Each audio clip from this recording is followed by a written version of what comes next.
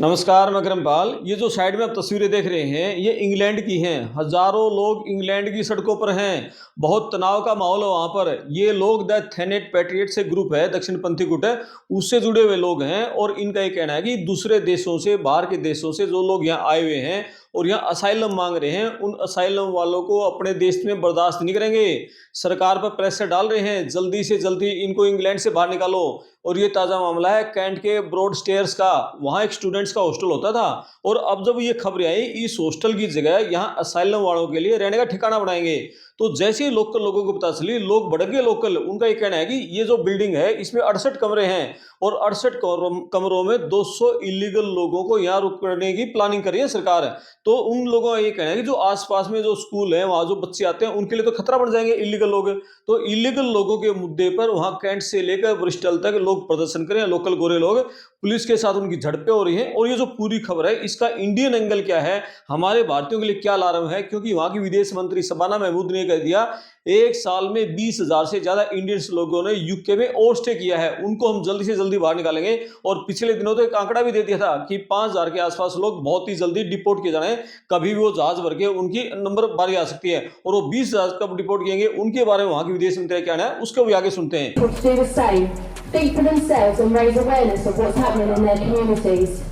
They don't really do a lot, but now we are putting something together behind the scenes. So I'm going to be the resistance of this country. Then everybody, like, so we've all had lists, and there are a lot. But these people coming in our country. England में illegal immigrant को लेकर जगह जगह लोगों का गुस्सा भड़क रहा है। गोरे लोग वहां प्रदर्शन कर रहे हैं और उसके चलते जो इंग्लैंड की सरकार है उस पर प्रेशर आ गया। अब सरकार ने अपने बॉर्डर को सुरक्षित रखने के लिए बहुत टाइट कदम उठाने शुरू कर दिए। ब्रिटेन के जो 59वें प्रधानमंत्री बने हैं एंडी बर्नहैम, उन्होंने कह दिया पूरे सिस्टम को बदल देंगे अब हम। बर्नहैम का ये कहना है कि हमारा जो मेन फोकस है, जो इंग्लिश चैनल पार करके आते हैं ना, वहां से जो मानव तस्करी होती है उस नेटवर्क को बिल्कुल ध्वस्त कर देंगे। वो नेटवर्क तोड़ना हमारी प्राथमिकता है। उन्होंने कहा कि देश के अंदर भी सुरक्षा और देश के बाहर भी सुरक्षा का बहुत मजबूत करेंगे। हालांकि जो बर्नहैम है उनको जो दक्षिणपंथी पार्टी रिफॉर्म यूके, उस पार्टी का जो इमिग्रेशन नियमों को लेकर उसका जो पॉलिटिकल प्रेशर ना, उसका बहुत बड़ा सामना करना पड़ रहा है। घरेलू मोर्चे पर जो इलीगल तरीके से जो काम करने वाले लोग हैं, उनको पनाह देने वाली जो कंपनियां हैं, उन पर जो होम सेक्रेटरी शबाना महमूद, उनके नेतृत्व में बहुत कड़ी कार्रवाई शुरू हो गई है, छापेमारी हो रही है।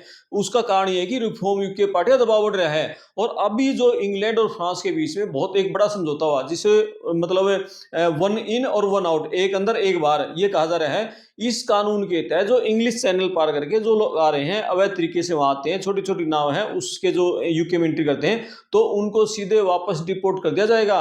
और आपको बता दूं मैं, जब ये समझौता हुआ ना, इस समझौते के बाद जो पहला आदमी इस पॉलिसी के तहत डिपोर्ट किया गया वो इंडियन था। सितंबर 2025 में जो समझौता हुआ था उसके तहत डिपोर्ट करने होने वाला, देश से निकाले जाने वाला पहला आदमी एक इंडियन था। और ब्रिटेन का जो होम ऑफिस है, गृह मंत्रालय, उसके आंकड़े कहते हैं ये जो इंडिया योग था इसने अवैध तरीके से छोटी नाव के जरिए इंग्लिश चैनल पार करके यूके में एंट्री करी थी। और यूके की कोर्ट में कानूनी चुनौती देने के बावजूद ब्रिटेन की सरकार है उसने कमर्शियल फ्लाइट से सीधे उसको पेरिस डिपोर्ट कर दिया।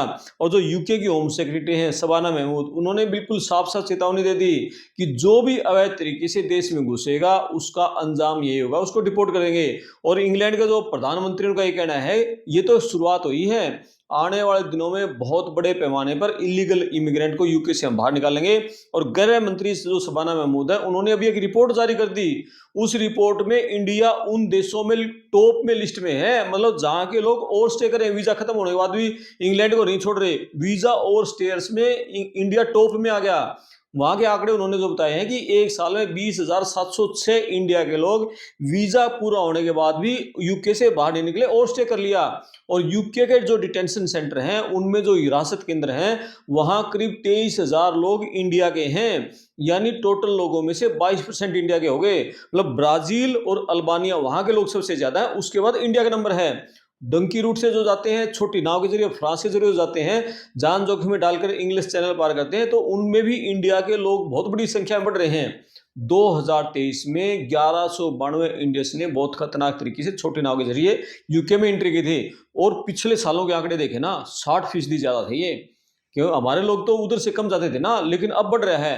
अब भारत को उन्होंने डिपोर्ट नाउ अपील लेटर इस सूची में डाल दिया। ये सारा कुछ देखने के बाद मतलब अपील करो, लेकिन बाद में देश से बाहर पहले निकलो। मतलब ये है कि कोई भी इंडिया का नागरिक यूके में यदि कोई अपराध में दोषी पाया जाता है, इलीगल इमिग्रेंट में पकड़ा जाता है, कानूनी लड़ाई वो यूके में नहीं लड़ेगा, उसको यूके में लड़ने का कोई हक नहीं होगा। ब्रिटेन सरकार उसको सीधा डिपोर्ट कर देगी और अपने उसके देश में भेज देगी। वहां बैठकर वीडियो कॉन्फ्रेंसिंग के जरिए फिर यूके की अदालत में अपील करेगा। मतलब उसको वहां जो अपील करनी है, जो भी उसका कहना है कि क्यों उस देश में शरण लेना चाहता है, कि अपने देश में कोई खतरा है, अपने देश में आगे करेगा, वहां से नहीं करेगा। तो रिकॉर्ड संख्या में अब जो इंडिया के लोग हैं वहां से डिपोर्ट किया जाएगा।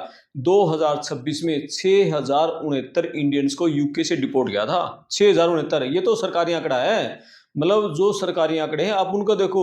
अब इंडिया का जो विदेश मंत्रालय है उसका भी कहना है कि पिछले साल 5 साल में जो बहुत बड़ी संख्या में इंडियंस के लोग डिपोर्ट हुए हैं, तो यूके से जो डिपोर्ट हुए हैं उनमें छात्र ज्यादा हैं, स्टूडेंट ज्यादा हैं, क्योंकि उन्होंने वीजा नियमों का उल्लंघन कर दिया।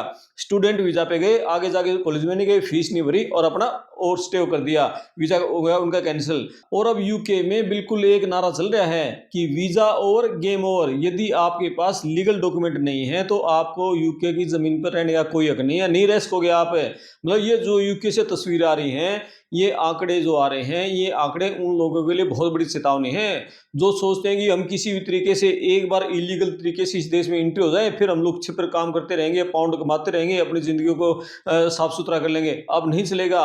जो वहाँ यूके में बेरोजगारी बढ़ रही है, रोजगार को लेकर वहाँ लोकल लोगों में बहुत गुस्सा है, वहाँ की जो कानून व्यवस्था बिगड़ रही है, इसके चलते जो कैंट की सड़कों पर ये जो प्रदर्शन है, ये लोगों का गुस्सा है। और ब्रिटेन की सरकार है अब अपनी जनता को शांत रखने के लिए जो इलीगल इमिग्रेंट है इनके ऊपर बहुत कड़े चाबुक चलाने की तैयारी कर ली है। मतलब ये हमारी भी आपसे अपील है कि भाई आप वहां जा रहे हो तो वहां लीगल वीजा पे जा रहे हो। जैसे अभी वहां से यूके से डिपोर्ट हुए ना, उन डिपोर्ट होने वाले में सबसे ज्यादा जो लोग हैं वो स्टूडेंट हैं। स्टूडेंट क्यों हैं?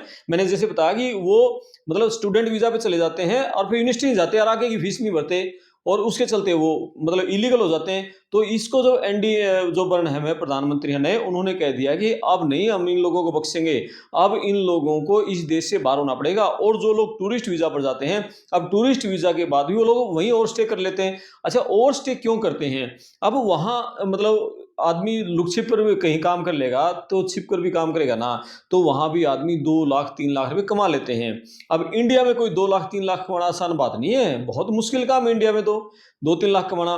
तो ये जो टूरिस्ट वीजा पर चाहे ऑस्ट्रेलिया में जाएं, चाहे अमेरिका में जाएं, चाहे यूके में जाएं, यूरोप के देशों में जाएं, तो ओवर स्टे इसीलिए करते हैं ताकि वहाँ लोग छिपे, कहीं उनका जान पहचाना कोई बंदा होता है, जैसे किसी के रेस्टोरेंट में कर लिया, होटल में कर लिया, कहीं शहर से दूर किसी खेत में काम करने लगे, तो ओवर स्टे इसीलिए कर रहे हैं क्योंकि वहाँ डॉलर मिल रहे हैं, उनको पाउंड मिल रहे हैं, वहाँ की जो यूरो है अच्छा खासा कमा रहे हैं। इंडियन रुपीज में 2-2, 3-3, 4-4 लाख कमा लेते हैं वो लोग, और वो साल 2 साल वहाँ रह जाते हैं, 5-10 साल रह जाते हैं। तो ये समझ लो कि सारी जो घर की आर्थिक तंगी है इंडिया की, वो सारी दूर कर लेते हैं। तो ओवर स्टे वाले लोग हैं जो यूके में हैं, अब उनको नहीं बख्शा जाएगा। तो भाई मेरी उन लोगों से अपील है जो यूके में स्टूडेंट वीजा पर गए हुए हैं, यदि आप स्टूडेंट वीजा पर गए हैं तो स्टडी वीजा कंप्लीट करो, आप स्टडी वीजा पर हो, फीस भरो, यूनिवर्सिटी में जाओ और जो ओवर टाइम मिलता है उस ओवर टाइम में काम करो। स्टडी वीजा पूरा हो जाएगा तो आपके लिए लीगल रास्ते बहुत अच्छे खुल जाएंगे, कमाई के साधन आपके बढ़ जाएंगे। आप जब पढ़ाई पूरी कर लेते हो, जो आपकी नौकरी मिलती है, पैकेज मिलता है, उससे सैलरी बहुत ज्यादा हो जाती है। छोटे स्वार्थ में देकर लंबा टारगेट बना के चलोगे तो फायदे में रहोगे। तो ये पूरी खबर थी। इस खबर पर आप अपने कमेंट्स करना, वीडियो को शेयर करना, चैनल को सब्सक्राइब करना। मैं आपका दोस्त क्रमपाल, धन्यवाद।